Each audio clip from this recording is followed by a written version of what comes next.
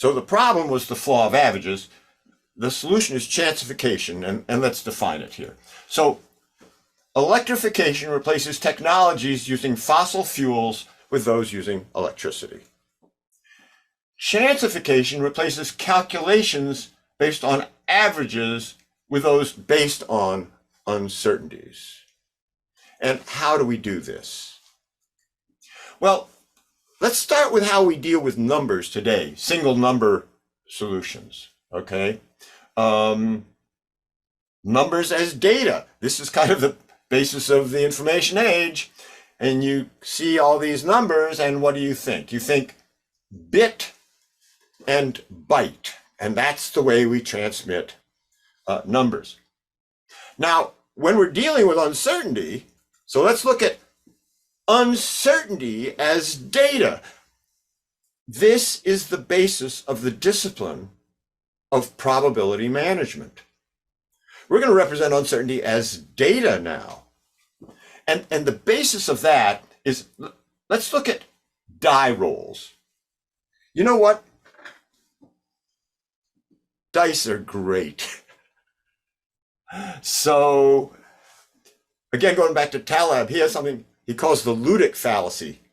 Like, you can't understand stock markets and weather just using dice. And I agree with that. But I have something called the ludic fallacy, which is, if you don't understand dice, you definitely can't understand the stock market or the weather. And so the dice are quite useful. And so what you end up with is, if I want to represent rolling a die with data, I just roll it 1,000 times and store it, on the web. And by the way, this is the basis of Monte-Carlo simulation, which is sort of at the very floor of what we're doing here. And it's been around for 75 years or so. So, okay, so we can't use bits and bytes anymore. We're now going to use SIPs and, yes, slurps. And so a SIP stands for stochastic information packet, and that's one of these vectors of realizations.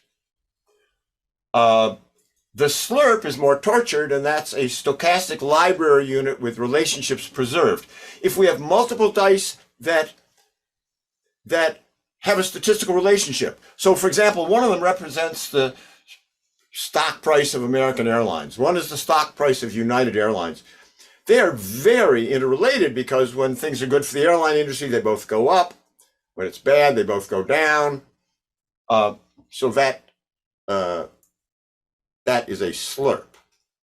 But that idea in itself, I think, is absolutely revolutionary.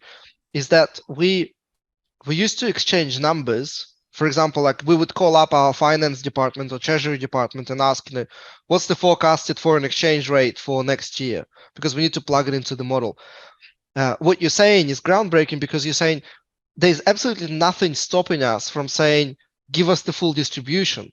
You just don't, you make the same phone call, you receive almost the same file.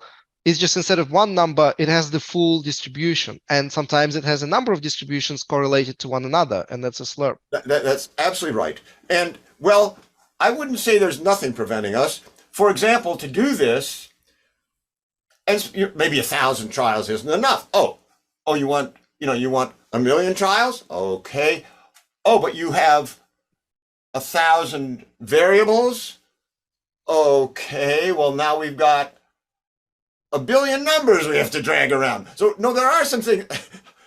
This is where the 3.0 standard comes in, is that we end up replacing the thousands of numbers with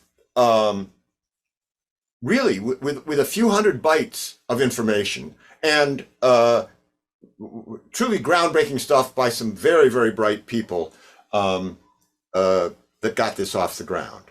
Right? I mean, this is the odd thing, is that decades ago, I had thought, would it be possible to produce a small snippet of code, which when it landed on your computer, would generate 1 million Monte Carlo trials. And I thought about it and I thought, no, it's not possible. Don't even go down that path. And then decades later, first Doug came up with his generator, and then Tom came up with a Mentalog, and I thought, oh my God, we can do it. So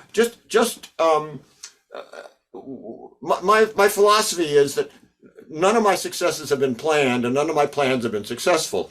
But it's important to follow that up with a wonderful aphorism by Louis Pasteur, who said, "Chance favors the prepared mind."